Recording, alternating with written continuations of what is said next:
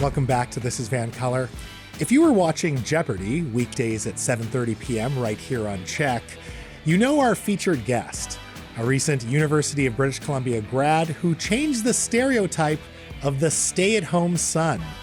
He's here to talk about it, three-time Jeopardy champion, Brendan Liaw. Brendan, hello. Congratulations on what was an epic Jeopardy run. That was awesome. Thank you. So I have to ask you, with all the winnings that you've amassed, can you pay rent to your parents now? Yes, I mean, they're very nice about it, and I don't think they're asking for rent quite yet because I don't have the money yet. You don't get it till after your episodes air.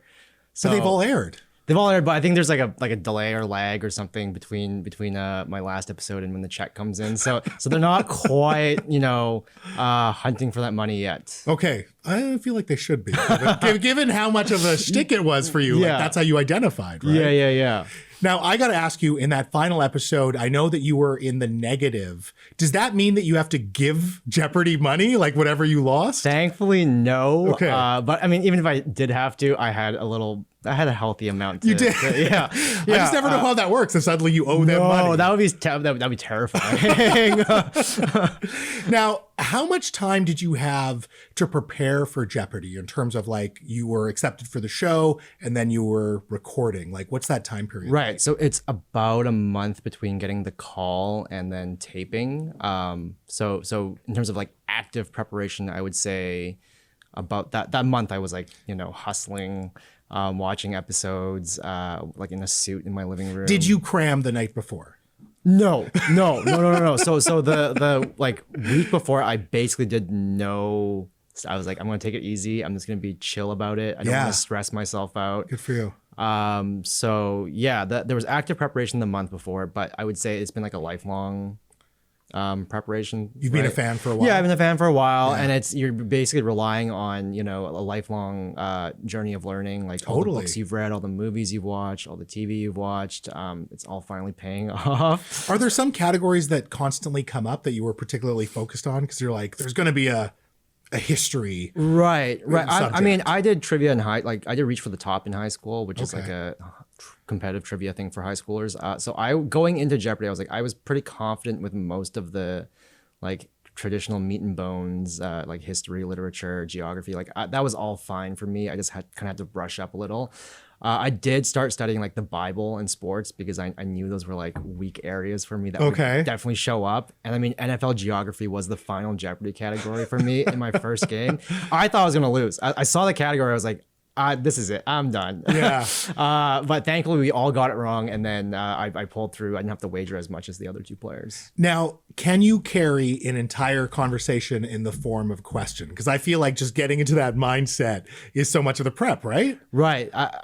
I think the answer to that is yes, but there's a cheat. You had to answer it in the form of a question. Yes, sorry. Well, I think the cheat way to do that is just to add the word "right" at the end of every sentence. Right. Yeah, there you go. Right. Correct. Yes. Yeah. So I think I could, but it is a bit of it takes time to sort of get into that mindset of answering things in the form of a question. Yeah, because I feel like when I've watched Jeopardy at home, and I grew up with it, we used to watch it as a family, I would just yell the answer. I would never actually phrase it in the form of a question. Right. But you had to. Yes, when I was watching episodes at home, I made sure to phrase it in the form of a question. So I got really used to it, and it was like second nature by the time I got on the show. So cool. Now, explain this to me. Do you record each episode every day, so it's like a 5-day or whatever marathon? No, so my week's episodes, I was only playing Tuesday to Friday, but I was in the green room for the Monday episode. Those were all filmed on the same day. Wait, all your episodes on the same day? Yes. So from your very first one to the one that you lost? Yep. That's a roller coaster of a day. Yes, it's a grueling day. Yeah, it's like you get to the studio at like 7 a.m. and then it's just hair, makeup, wardrobe, contracts, legal talks to you, and then there's rehearsals, and then there's and then you start playing, but it's a long day. So did you bring 5 different outfits for the whole week if you were to I was optimistic. I brought enough outfits for the week, and I ended up using most of my outfits because I played 4 games. So is there a break? Like, what if you kept going on a run? Would you get to go home and get more outfits, or would they expect you to dip into your winnings? I think they usually do 2 days a week. So I think my games were taped on a Monday. So if I'd won that Friday game, I would have come back the next day, like back in March, like the next day, like the Tuesday. And then if I'd won that, like those 5 games, I would have had to fly back to LA, I assume, the next week. Yeah. So cool. Wow. So it's a weird schedule. Yeah. Something you don't know. Something you don't know. Yeah. You just kind of assume. Yeah. Okay. We have to talk about the stay-at-home son career that you have chosen for yourself. I believe you are actually looking for work. Yes, I am looking for work. How is that going in this economy? It's a little rough, and it doesn't help that I have degrees that aren't super employable. What? I thought Jeopardy alone. The Wall Street Journal covered you. How are you not employable? I don't know. What is your degree in? So I did a bachelor's in chemistry and biology. Okay. Didn't end up using any of it. And then I did a master's in political science. Oh yeah, that's what my master's is. Okay, in. very cool. Don't steal my job, please. I mean, this broadcasting stuff seems pretty fun. So you've been really great at it. You've been making the rounds. Thank you. Now, really quickly, just as we finish off here, how is Ken Jennings? Because growing up, I saw Ken Jennings run, and it was incredible. And I remember it was like a big TV event the day that he lost, the game that he lost. What's he like in real life? Oh, he's fantastic. Like he's an absolute pro.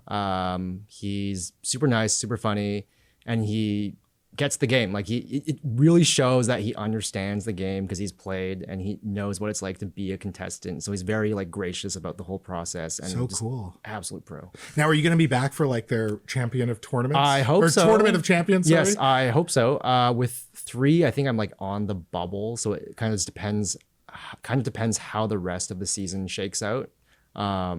But I feel like my odds are okay. All right. I'll be back for some tournament of some kind, I think. Yeah. Well, I got my fingers crossed for you. Brendan. What a pleasure. Thanks so much, and congratulations on a great run. Thanks for having me. Folks, that was the most winningest Canadian stay-at-home son in game show history, probably, Brendan Liaw. Now, after some business, let's have some fun. What does fun even mean? Well, we'll define it for you up next.